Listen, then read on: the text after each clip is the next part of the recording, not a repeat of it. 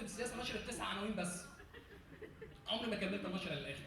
فبعدين بس انا سواق راجل طبعا، يعني في الميكروباص لما كان السواق يغلب يقول كنت بتخانق واعمل مشكله واعمل حاجات كتير مش عارف ايه، كنت بدفع في الاخر وقشطه بس صاحب موقف.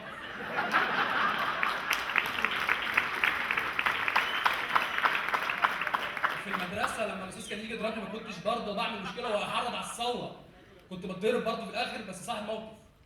ولا بس لما كان الظابط يجي يقول لي بطاقتك كنت بديها له قشطه، هو ظابط وشوف شغل الراجل.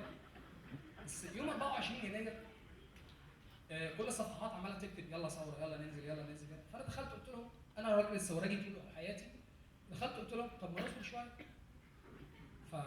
فيوم 25 لما شفت التعامل حصل ازاي مع الناس اللي نازله تجيب حقنا كلنا، فحسيت ان انا مش راضي، فقررت ان انا انزل من تاني يوم على طول. بس قبل ما انزل رحت على اصحابي نروح بقى جماعه بقى، فبقول للاولاني يلا بننزل التحرير، قال لي التحرير في حريم هناك؟ قلت له التحرير والشعب يريد وحاجات كده، حريم ايه؟ وبعدين اساسا ايام الميدان الواحد مشاعره السافله كانت منعدمه لدرجه ان الواحد خاف على نفسه، والله ما فيش. فبسال التاني بقول له يلا يا ابني نروح التحرير، قال لا انا بركب فيصل من هنا. انا بقول لك تعال اوصلك يلا تعبيط. فاقنعتهم ونزلنا التحرير، والغريب ان يوم 26 يناير ما لقيناش ولا متظاهر في الميدان، كله امن مركزي زي ما يكونوا مستنييني. فنزلنا الميدان ما لقيتش اي حد، رحت رايح للظابط، ظابط كبير ضخم جدا، رحت رايح قلت له مساء الخير يا باشا، مش كان في ثوره هنا امبارح؟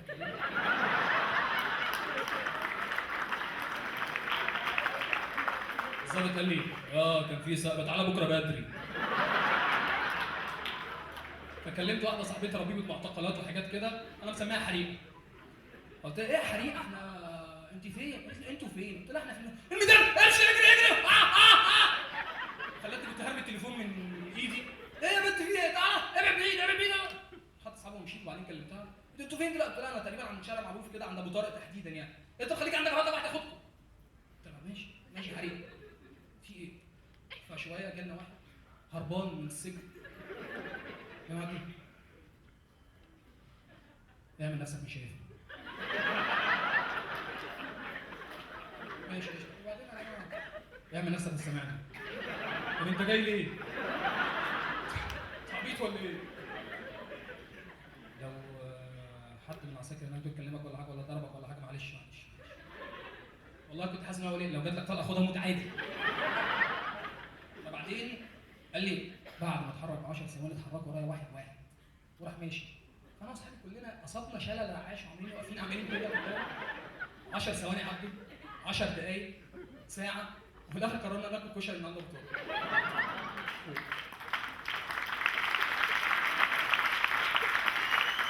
تاني يوم بقى في يوم بعد كده قررت ان انا انزل الميدان لوحدي. واحد حاجه كانت بتحصل معايا في الميدان ان انا كنت بمشي بقوه الدفع الذاتي. ما كنتش لو حابب اروح هناك ما كانش ينفع، مفيش حاجه اسمها كده.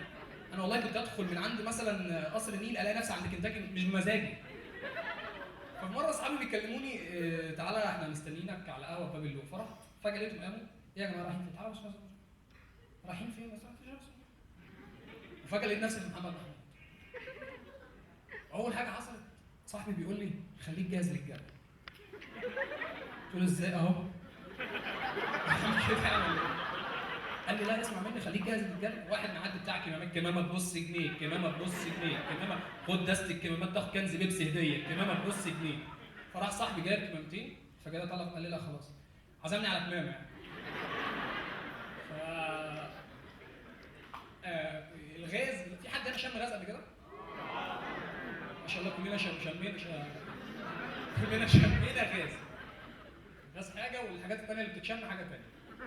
فقلت له فالغاز بقى اصابني بهستيريا ضحك غريبه، ليه؟ لان هو بيخليك تعطس بشكل غريب. فانا اشم الغاز اعطس اضحك، اشم الغاز اعطس اضحك. فالناس عماله تمثل ومش هنمشي من هنا لما نقطع وانا عمال وانا عمال اضحك مقتول ضحك والله. فبعدين ايه؟ فجاه لقيت صوت بيقول اجري يا وليد. فانا ببص قدامي، عارفين محمد سعد فيلم بوحه؟ في المشهد ده لما بص كده لا امه لا اله الا الله. انا والله لقيت قدامي متظاهرين كتير جدا وراهم امن ودبابات وبلا ايه ومفيش ورايا اي مساحه اجري. فببص ناحيتي كده لقيت فيها عجله مركونه وسطح قصير كده ورحت واقف كده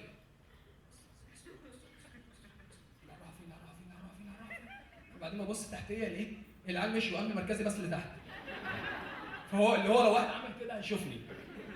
وبعدين قعدت اقول يا رب استر يا رب استر يا رب استر. وبعدين جات لي لحظه قعدت اقول ايه؟ هو انا لو اموت دلوقتي هموت ايه؟ هموت متفرج؟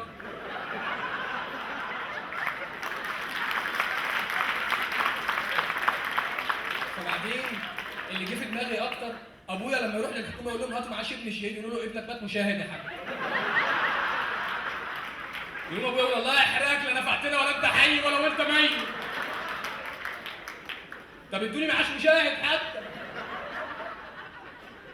وبعدين خدت بالي من الوقفه الغريبه اللي انا واقفها دي، لقيت نفسي في وضع القنص، كان الناس شايفيني وانا عامل لهم كده اقلص اقلص.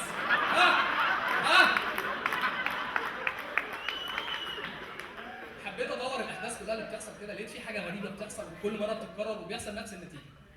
احنا نزلنا الميدان، الاخوان خدوا الثوره. نزلنا الميدان خدوا الشعب. نزلنا الميدان خدوا الشورى. نزلنا الميدان خدوا الرئاسه. وبمناسبه الرئاسه، فاكرين لما كلنا كناس عملوا ثوره والناس ماتت مننا علشان البلد تبقى كويسه، والبلد ما بقتش كويسه بس الناس ماتت. فاحنا بقى عايزين، فرحنا ساعتها عملنا مبادره كده للمرشحين للرئاسه، فرحنا لدكتور عبد المنعم، معلش يا دكتور عبد المنعم بما اننا سابقين وراجل بقى انت بتاع، ممكن تتنزل الاستاذ حمدين علشان بس نضمن ان شاء الله. بسم الله الرحمن الرحيم انسى. فرحنا الاستاذ حمدين، طب معلش يا استاذ حمدين احنا برضو نقف كلنا قوه واحده ورا مرشح واحد وينجح ان شاء الله ونعمل اللي احنا عايزينه. يا ابني انا رئيس مصر القادم. تعبيط. رحنا لخالد علي، يا استاذ خالد طيب معلش ممكن حضرتك تتنازل؟ والنبي وليد سيبني بس انا حاسس ان ربنا هيكرمني.